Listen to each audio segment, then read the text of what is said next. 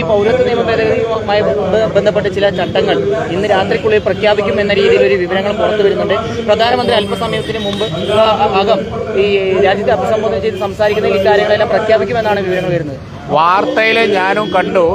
പക്ഷേ ഞങ്ങൾ കൊടുത്തൊരു കേസുണ്ട് സുപ്രീം കോടതിയിൽ CAക്കെതിരെ. ആ കേസിൽ കേന്ദ്ര ഗവൺമെന്റ് വന്ന് പറഞ്ഞത്, ഞങ്ങളുടേതാണ് ലീഡ് കേസ്, അതുകൊണ്ടാണ് ഞങ്ങൾ കൊടുത്ത കേസ്. എല്ലാവരും പിന്നെ ആ കേസിൽ കക്ഷി ചേരുക ചെയ്തത്. ആ കേസിൽ കേന്ദ്ര ഗവൺമെന്റ് വന്ന് പറഞ്ഞത് ഈ ഇപ്പോ CA നടപ്പാക്കാൻ പോകുന്നില്ല എന്നാണ്. റൂൾസ് ഒന്നും കൊണ്ടുവന്നിട്ടില്ല, നടപ്പാക്കാൻ പോകുന്നില്ല എന്ന് പറഞ്ഞു. അങ്ങനെ പറഞ്ഞ കേന്ദ്ര ഗവൺമെന്റ് തെരഞ്ഞെടുപ്പിന്റെ ദിവസങ്ങൾക്ക് മുമ്പ്, മണിക്കൂറുകൾക്ക് മുമ്പ് ഇങ്ങനെ ഒന്ന് കൊണ്ടുവരുന്നത് നിയമവിരുദ്ധമാണ്. അത് നിലനിൽക്കില്ല. അതിനെ ഞങ്ങൾ കോടതിയിൽ ചോദ്യം ചെയ്യും. ഒരു സംശയം വേണ്ട, ഇത് നടപ്പിലാവാൻ പോകുന്നില്ല. അല്ല, ഞങ്ങൾ കേസും കൊണ്ട് അവിടെ കേസ് സുപ്രീം കോടതിയിലുണ്ട്. ആ കേസിൽ അഫിഡവിറ്റ് വന്നതാണ് കേന്ദ്ര ഗവൺമെന്റിന്റെ. അതിലാണ്, ഞങ്ങളുടെ കേസിലാണ് അഫിഡവിറ്റ് വന്നത്, നടപ്പിലാക്കൂല എന്ന് പറഞ്ഞിട്ട്. ഇപ്പൊ ഇലക്ഷന്റെ മുമ്പ് ഇലക്ഷൻസ് രണ്ടാണ്. അതിലപ്പുറമൊന്നും ഉണ്ടാകാൻ പോകുന്നില്ല, നടപ്പിലാവാൻ പോകുന്നില്ല. ജാതി മത അടിസ്ഥാനത്തിൽ പൗരത്വം എന്നത് ലോകം അംഗീകരിക്കുന്ന കാര്യമല്ല, ലോകത്തെവിടെയില്ല. അതുകൊണ്ട് തന്നെ ഇത് നിയമവിരുദ്ധമാണ്, ഇന്ത്യൻ ഭരണഘടനയ്ക്കെതിരാണ്. ഈ തെരഞ്ഞെടുപ്പ് മുമ്പ് തന്നെ ഒരു നടത്തുമെന്നൊരു കാര്യം അത് മുമ്പേ പ്രഖ്യാപിച്ചതാണ്.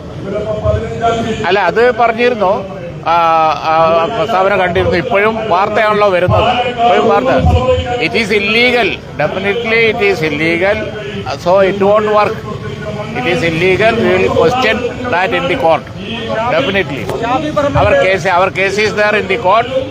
We will question that. We will go ahead with that case.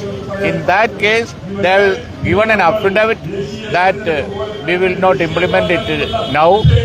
Now, days before the election, such a thing comes. That means it is an election propaganda issue. We will question that in the court.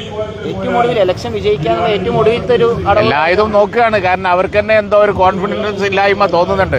അവർക്ക് എന്തോ ഒരു ആത്മവിശ്വാസക്കുറവ് തോന്നുന്നുണ്ട് ഈ തെരഞ്ഞെടുപ്പിൽ. അതുകൊണ്ടാണ് ഇങ്ങനെ 18 അടവും പമ്പരം പാച്ചിലും ഒക്കെ നടത്തിക്കൊണ്ടിരിക്കുന്നത്. ഇവിടെയും ഇനി പ്രധാനമന്ത്രി വരുന്നുണ്ട്. അപ്പൊ എല്ലായിടവും 18 അടവും പമ്പരം പാച്ചിലും ഒക്കെ നടത്തുന്നതിന്റെ കാരണം എന്ന് പറഞ്ഞത് ഒരു ആത്മവിശ്വാസക്കുറവുണ്ട്. അതാണ്. ഒരു കാര്യം കൂടി, പാലക്കാട് ഷാഫി പറമ്പിൽ വടകരയിലേക്ക് പോയി. കഴിഞ്ഞ തവണ 3800 വോട്ടുകൾക്കാണ് ഷാഫി BJP പരാജയപ്പെടുന്നത്. രണ്ടാം സ്ഥാനത്താണ് BJP. ഷാഫി പോകുന്നിടത്തോടുകൂടി ഏതെങ്കിലും സാഹചര്യത്തിൽ വടകരയിൽ ഷാഫി പറമ്പിൽ ജയിക്കുകയാണെങ്കിൽ പാലക്കാട് ഉപതെരഞ്ഞെടുപ്പുണ്ടായാൽ BJPക്ക് സഹായമാകുക.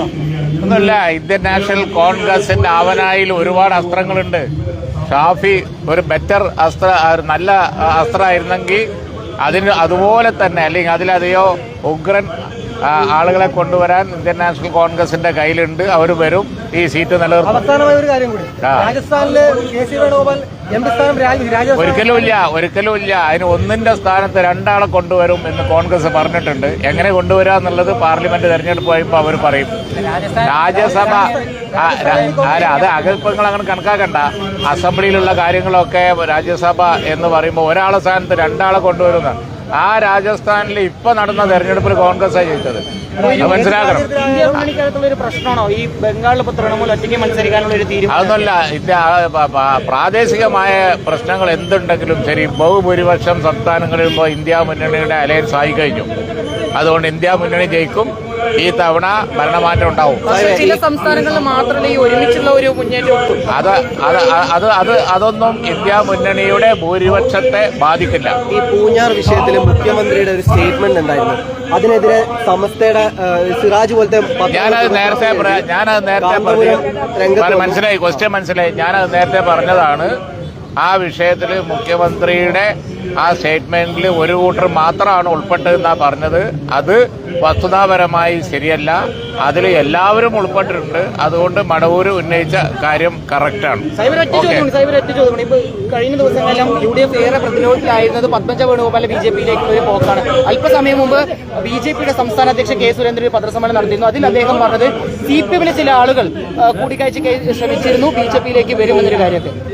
അതെനിക്കറിയില്ല. പക്ഷെ ഏതായാലും ശരി, ഇപ്പൊ അടുത്തുണ്ടായ ആ BJPയിലേക്കുള്ള പോക്ക് യു ഡി എഫിന് ഉണ്ടാക്കിയത് വർദ്ധിച്ച ആത്മവിശ്വാസമാണെന്ന് രാഷ്ട്രീയ കേരളം വിലയിരുത്തി കഴിഞ്ഞു. അതിന് ശേഷമാണ് വന്ന് ഉണർന്നത്.